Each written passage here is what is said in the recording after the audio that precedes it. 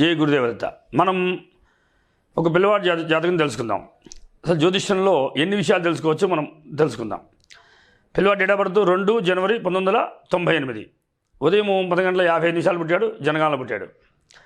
Okay, ఈ పిల్లవాడి రాశి కుంభరాశి, లగ్నం మీన లగ్నం అంటారు. ఈ పిల్లవాడి యొక్క మీన లగ్నం అంటే ఎలా ఉంటారు? సన్నగా పొడుగ్గా ఉంటారు. కామన్గా మీన లగ్నం వారు చేపలాగా సన్నగా పొడుగ్గా ఉండే లక్షణాలు ఉంటాయన్నమాట. సో వీరు తెల్లగా కూడా ఉంటారు. ఈ మీన లగ్నం వారు ఇంకా తెల్లగా కూడా ఉంటారు, అందంగా ఉంటారు అన్నమాట. ఇది వీరు ధనిష్ఠ నక్షత్రంలో పుట్టారు. శ్రవణం ధనిష్టార్థం మకరం. ఇక్కడ ఏమవుతుంది? మకర రాశి వస్తుంది. అంటే ఇటు 4 పాదం కనుక కుంభరాశి కింద తీసుకున్నాం మనం. మా శ్రవణం ధనిష్టార్థం 2 పాదాల వరకు మకర రాశి, మిగతా అంతా కుంభరాశి కింద లెక్క. వీళ్ళ లక్షణాలు ఎంత ఎలా ఉంటాయంటే, అదే మకర రాశి లక్షణాలు వేరుగా ఉంటాయి, మళ్ళీ కుంభరాశి యొక్క లక్షణాలు వేరుగా ఉంటాయి. ఈ కుంభరాశి యొక్క లక్షణాలు ఎలా ఉంటారంటే, వీరు చాలా టెక్నికల్గా చాలా కొత్త ఐడియాస్తో పెద్ద పెద్ద పనులు చేయాలని ఆశగా ఉంటారు. వీళ్ళ ఆలోచన అంతా కూడా ఎలా ఉంటుందంటే, పెద్ద విస్తీర్ణం చేయాలి, ఇంకా పెద్దగా కావాలి, ఇంకా ఏం చేస్తే పెద్దగా అవుతుంది అని పెద్ద పెద్ద విషయాలు ఇన్వాల్వ్ అవ్వడం, గొప్ప గొప్ప పనులు చేయాలని ఆలోచన కలగడం, వీళ్ళకి థాట్స్ వస్తూ ఉంటాయన్నమాట. ఇది వీరికి ఏమవుతుందంటే, ఇదే లగ్నం మేన లగ్నం అయింది.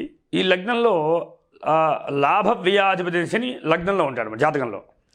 అంటే ఈ జాతకంలో శని లగ్నంలో ఉన్నప్పుడు అంటే వీరి యొక్క లక్షణం ఎలా ఉంటుందంటే, అసలు జీవితం మేన లగ్నం అంటే చాలా ఆనందంతో బతకాల్సిన లైఫ్. కాకపోతే లగ్నంలో శని ఉన్నప్పుడు ఏమవుతుందంటే, శ్రమజీవి, సంపాదన అనేది రూపాయి కూడా చేతిలో ఉండదు, సంపాదన అంతా ఖర్చు అయిపోతూ ఉంటుంది, ఎక్కువ శ్రమపడుతూ ఉండాలి, ఎక్కువ తిరుగుతూ ఉండాలి, ఎక్కువ కూడా బాగా శ్రమపడిన తర్వాత ఫలితం వస్తుంటుంది అన్నమాట. ఈ మీన లగ్నంలో శని లగ్నంలో ఉండడం వల్ల జరిగే ప్రమాదాలు. ఈ జాతకాన్ని ఏమవుతాడు? శని లాభాధిపతి, వ్యయాధిపతి కూడా. అంటే ఖర్చు అంతా కూడా తన లగ్నంలో ఉండడం వల్ల కూడా తను ఎప్పుడు ధనాన్ని ఎంత సంపాదన ఉన్నా కూడా ధనమంతా కూడా ఖర్చు పెట్టే అవకాశాలు ఎక్కువగా ఉంటాయి. దీని ప్రభావం ఎప్పుడు ఎక్కువ చూపిస్తుంది అంటే, శని వచ్చినప్పుడు ఎక్కువగా చూపిస్తుంది. శని వచ్చినప్పుడు ఆ ధనాన్ని ఎక్కువగా ఖర్చు పెట్టిస్తుంటారు అన్నమాట. తర్వాత ఈ లగ్నం మేన లగ్నం, కుటుంబాధిపతి చూడడం వల్ల కుటుంబం అంతా కూడా చాలా కట్టుదిట్టంగా ఉంటారు, చాలా సిస్టమేటిక్గా ఉంటారు, ఒక పద్ధతిగా ఉండాలని ఆలోచిస్తారన్నమాట. ఒక క్రమబద్ధ అంటే ఒక పోలీస్ ఆఫీసర్ ఎలా ఉంటారో, పోలీస్ ఆఫీసర్ ఇంట్లో ఉన్న వ్యక్తి ఎలా ఉంటారో అలా ఒక నియమంగా ఉండాలని ఆలోచింపజేస్తుంటుంది ఈ కుజుడు యొక్క లక్షణం. తన సోదరస్థాలు శుక్రుడు అవడం వల్ల చాలా మంచిదన్నమాట. తన స్నేహితులు కానీ, ఫ్రెండ్స్ కానీ, బంధువులు కానీ చాలా స్నేహంగా ఉంటాయి, ఎక్కువ అవకాశాలు ఇస్తుంటాయి. తర్వాత మాతృస్థానం బుధుడు అవడం వల్ల తల్లి చాలా తెలివిగా ఉండడం, మంచి ఐడియాస్ ఇవ్వడం, చాలా పిల్లవాడు సపోర్ట్ చేయడానికి ఎక్కువ అవకాశాలు ఎక్కువగా ఉంటాయి. ఇది పంచమ స్థితి చంద్రుడు అవడం వల్ల ఆలోచన అంతా కూడా నీలప్రాయంగా ఉంటుంది. ఇప్పుడు ఆలోచిస్తాడు, మళ్ళీ రేపటికల్లా అవి జరుగుతాయి లేదా, మళ్ళీ దాన్ని ఇంకో ఆలోచించడం, ఇంకొక విషయం గురించి ఆలోచించి దాన్ని ఎలా చేయాలి ఆలోచించడం, ఇలా జరుగుతూ ఉంటుంది అన్నమాట. అదే కనుక వీరి ఆలోచన అంతా నీలప్రాయంగా ఉంటుంది. వీరు దేవతా ఉపాసన ఏదైనా అమ్మవారిని ఆరాధించినట్లయితే దేవి అనుగ్రహం బాగా కలుగుతుంది వీరికి. వీరు కనుక బాగా చదువుకోవడానికి సపోర్ట్ చేయడానికి ఎక్కువ గ్రహం ఏంటంటే బుధుడు అవడం వల్ల వీరు నేర్చుకునే విద్యను కూడా కొంచెం జాగ్రత్తగా చదివితే మంచి విద్యను ఇచ్చి వీరిని గొప్పవాన్ని చేయడానికి ఎక్కువ అవకాశాలు ఉంటాయి. ఈ మేన లగ్నం వాళ్ళకి విద్యాస్థానం బాగుండడం అది ఒక అడ్వాంటేజ్. ఇది వీరు ప్రపంచంలో కొత్త విషయాలన్నింటి కూడా వీరు తెలుసుకోగలుగుతారు. జ్ఞాన సంబంధ విషయాలన్నింటి కూడా వీళ్ళకి అవగాహన అవుతాయి, వీళ్ళకి అర్థమవుతుంది అన్నమాట. ఈ లగ్నం వారికి ఉన్న స్పెషల్ ఇది. అయితే ఈ షష్ఠంలో రాహు ఉన్నాడు, తద్వారా 6 ఇంటి రాహు ఉండడం పెద్ద ఇబ్బంది ఏం కాదు, జీవితం ఇబ్బంది ఏం లేక ప్రశాంతంగా వెళ్ళిపోతుంది. సప్తమ స్థితి బుధుడు అవడం వల్ల మధ్యలో భార్యతో జరిగే సందర్భాల్లో భార్యతో కొంచెం డిస్టర్బ్ అవ్వడం కానీ, మరీ అంత కాదు, కొంచెం భార్య తెలివిగా వ్యవహరించడం కానీ, లేదా కొంచెం భార్య చేసే పనులు కొంచెం నచ్చకపోవడం కానీ, కొంత ఇబ్బంది పడడానికి కానీ ఎక్కువ అవకాశాలు కలుగుతుంటాయి. ఎందుకంటే సప్తమ స్థానమే బుధుడు అవడం వల్ల, కనుక బుధుడు అవడం వల్ల జరిగే ప్రమాదాలు కొన్ని ఉంటాయి. కనుక కొన్ని అవతవకలు నడుస్తూ ఉంటాయి. కొన్ని జాగ్రత్త వివాహ దాంపత్య జీవితంలో చాలా జాగ్రత్తగా ఉండాలన్నమాట. వీళ్ళ వివాహ విషయం జాగ్రత్తగా ఉంటే వీరి యొక్క భార్య మీరు అంత సపోర్ట్ తీసుకొని జీవితం నడిపించవచ్చు. అత్తగారి కుటుంబం వల్ల కూడా చాలా బాగుంటుంది. అత్తగారి కుటుంబం వాళ్ళు బాగా సపోర్ట్ చేస్తారు, వాళ్ళ యొక్క జీవనం కూడా బాగుంది.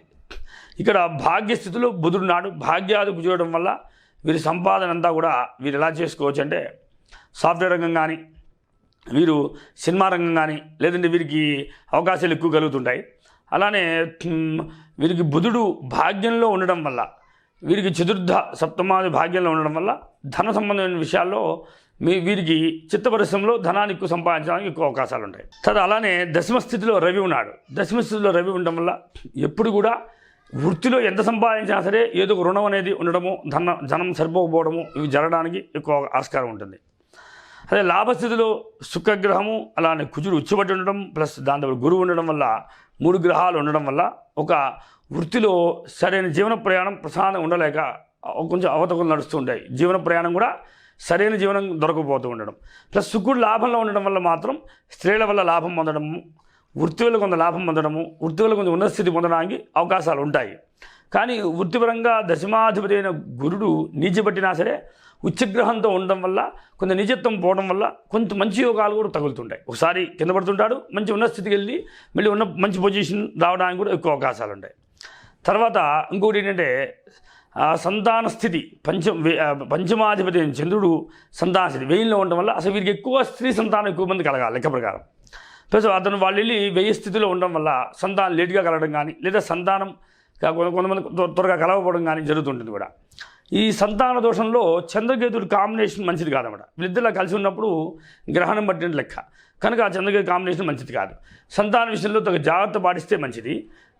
కొంచెం సర్పదోషాలు, కేతువుకి జపశాంతులు, చంద్రుడికి జపశాంతి చేస్తున్నట్లయితే సంతాన విషయం చాలా అద్భుతంగా ఉండడానికి ఎక్కువ అవకాశాలు ఉంటాయి. లేదంటే కొంచెం సంతాన నష్టము, సంతానం వల్ల ఎక్కువ ఖర్చు పెట్టడం కానీ, సంతానం వల్ల కొంచెం అనారోగ్యాలు ఉండడం కానీ ఈ జాతకరీత్యా ఈ లక్షణాలు కనబడుతుంటాయి. ఈ జాతకరిస్తులకి ఈ వర్తమానంలో గురు మహాదశ నడుస్తుంది. 2018 నుండి గురువు ప్రారంభమయ్యాడు. వీరి జీవన ప్రయాణంలో 2021లో గురువు శని నడిచాడు. ఈ 2021 నుండి 23 7 నెలల వరకు సంపాదన సరిగ్గా లేదు, ఉన్నంత ఖర్చు అయిపోయింది, చాలా ధన నష్టంతో ఉన్నారు. ఇప్పుడు బుధుడు నడుస్తున్నాడు కనుక గృహయోగం కానీ ఇప్పుడు బుధుడు ప్రారంభమై మళ్ళీ బుధుడు 2021 వరకు శని వెళ్ళిపోయింది. ఆ శని వెళ్ళిపోయిన పీరియడ్ బాగాలేదు. 2021 నుండి 23 7 నెలల వరకు బుధుడు ఉండడం వల్ల కొంత అడ్వాంటేజ్ ఏంటంటే స్థలాలు కొనడం కానీ, ఆస్తులు కొనడం కానీ, వాహనాలు కొనడం కానీ, వస్తువులు కొనడం కానీ, గృహ సంబంధమైనటువంటి ఏర్పాటు కానీ కొంచెం చేసుకోవడానికి అవకాశాలు ఉంటాయి. తర్వాత కేతు వచ్చినప్పుడు కూడా ధన నష్టం జరగడానికి ఛాన్స్ ఉంది. మళ్ళీ గురుల్లో శుక్రుడు 2027 వరకు ఉంటాడు, 24 నుండి. ఆయన వచ్చినప్పుడు కూడా కొంచెం ఆర్థిక ఇబ్బంది జరగడం కానీ, శుక్రుడు కొంచెం నష్టం జరగడం కానీ అవకాశాలు ఉంటాయి. నార్మల్గా చూసుకుంటే జాతకంలో గురు మహర్దశ ఈ జాతకాన్ని యోగిస్తుంది కనుక గురుడు కొంత పూర్తి యోగాన్ని ఇవ్వలేకపోయినా ఒక 50% యోగాన్ని ఇచ్చి జీవితాన్ని ప్రశాంతంగా వెళ్ళడానికి ఎక్కువ అవకాశాలు ఇస్తాడు. కానీ ఈ జాతకంలో ఇలా మంచి మంచి విషయాలు ఉన్నాయి. కానీ ఎక్కువ పరిహారం ఏంటంటే ఈ జాతకస్తులకి శనికి పరిహారం చేసుకోవడం మంచిది, చంద్రుడి పరిహారం చేసుకోవడం మంచిది. శని జపం చేయడం వల్ల ధన నష్టము, ధనం ఉండడానికి ఎక్కువ అవకాశాలు ఉంటాయి ఒకటి. రెండోది చంద్రుడి జపం చేయడం వల్ల చేయించుకోవడం వల్ల సంతాన అభివృద్ధి బాగుంటుంది 2 ఈ జాతకస్తులకి. మూడోది దశమంలో రవి ఉండడం వల్ల వృత్తిపరమైన సమస్యలు ఉంటాయి కనుక రవికి కూడా జపతపాలు చేయించుకోవడం వల్ల కూడా వీరి జీవనంలో ఎటువంటి ఇబ్బంది లేకుండా బతకగలుగుతారు. అందుకని రవయే నమః, శనేశ్వరాయ నమః, చంద్రగ్రహాయ నమః ఈ 3 శ్లోకాలు నామాలు జపం చేసుకోవడం వల్ల ఈ గ్రహ ప్రభావం తొలగిపోయి సుఖంగా ఉంటారు. జయ గురుదేవదత్త.